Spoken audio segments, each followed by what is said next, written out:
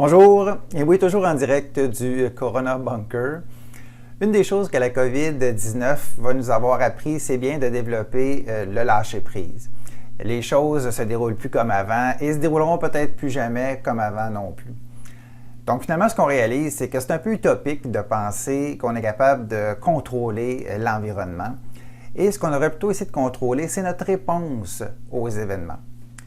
Le télétravail, donc, ça peut être une réponse intéressante, mais évidemment, ça demande un certain ajustement, autant du côté des employés que du côté des gestionnaires.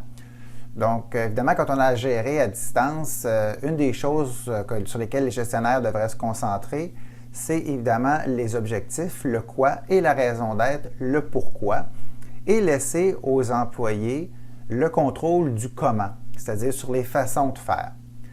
Donc, de façon bien concrète, on va éviter d'imposer simplement des règles, mais on va plutôt se concentrer sur des principes, sur des valeurs et sur des comportements qui sont attendus de la part des employés. Souvent, il y a des gestionnaires qui me disent qu'ils ont l'impression de gérer un peu une garderie. Et puis, c'est ça qui les amène à peut-être être un peu craintifs ou à ne pas vouloir nécessairement faire confiance autant qu'ils devraient aux employés. Alors, une analogie que j'utilise souvent est celle du carré de sable. Donc, sur l'image que vous voyez présentement, on a des enfants qui sont en train de jouer dans un carré de sable. Et qu'est-ce qu'on observe concrètement? Bien, d'abord, on voit qu'ils ne sont pas nécessairement en train de travailler ensemble sur un projet commun. On a l'impression qu'ils font un petit peu chacun leur chose.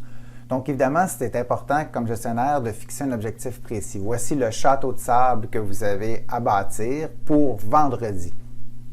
Donc, l'objectif est clair, l'échéancier est clair.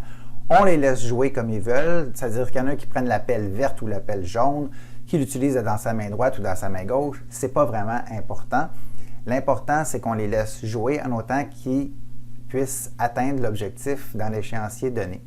Ce qu'on remarque aussi, c'est qu'il y a une jeune fille qui est à l'extérieur. Donc, évidemment, pour que les gens soient engagés, mobilisés, il faut qu'ils aient assez de jouets et assez de ressources et de moyens pour réaliser l'objectif. Sinon, ils vont rester en mode observateur. Et évidemment, on voit qu'il y a des limites au carré de sable. Donc, évidemment, si tu n'es pas satisfait de la pelle que j'ai achetée et que tu veux aller en chercher une chez Canadian Tire, bien, ça serait important que tu valides avec moi. Donc, les gens ne sont pas complètement lâchés lousses, mais dans la surface de jeu, on les laisse s'amuser en autant qu'ils atteignent l'objectif visé. L'autre défi aussi quand on délègue des tâches, c'est que parfois le niveau de délégation n'est pas clair.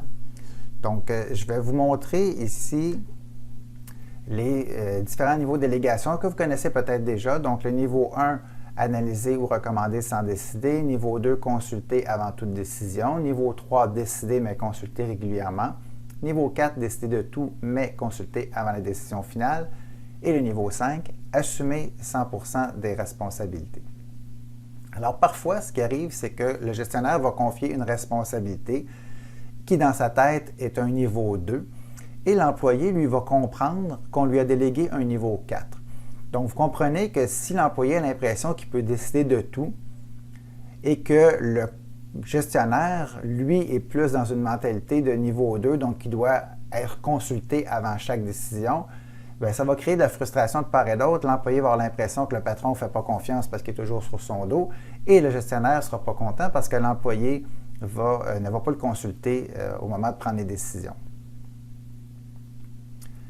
Autre statistique que je vais vous présenter, c'est une étude qui a été publiée récemment par O.C. Tanner qui nous montre que l'autonomie stimule à la fois l'engagement et l'expérience employée. Donc, on peut le voir ici.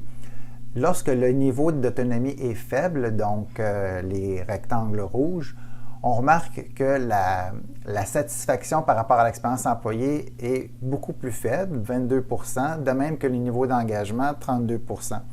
Lorsque l'autonomie est moyenne, on voit que les statistiques, les chiffres augmentent, c'est les rectangles jaunes, et quand on voit que le niveau d'autonomie est élevé, 85% des employés vont considérer que l'expérience employée est satisfaisante et 94% vont être davantage engagés. Je vous laisse encore une fois avec les sages paroles de Maurice Zundel. Le travail doit produire des personnes avant de produire des choses. Donc, les gens ont besoin d'autonomie, ont besoin d'être stimulés, ont besoin qu'on leur fasse confiance, qu'on leur confie des responsabilités accrues. Et puis, de façon très, très concrète, en fait, les gens ont besoin d'avoir une vision. Et surtout, ont besoin aussi d'avoir le contrôle. Donc, évidemment, c'est de plus en plus complexe. Nos vies personnelles sont complexes, nos vies professionnelles sont complexes. Donc, tout ce qu'on peut faire pour donner le contrôle aux gens, ça va être apprécié. Et aussi, si on est capable de clarifier l'objectif à atteindre de façon spécifique, de façon mesurable, de façon réaliste, dans un intervalle de temps donné, c'est comme ça qu'on va pouvoir générer davantage d'engagement au travail. Bonne semaine!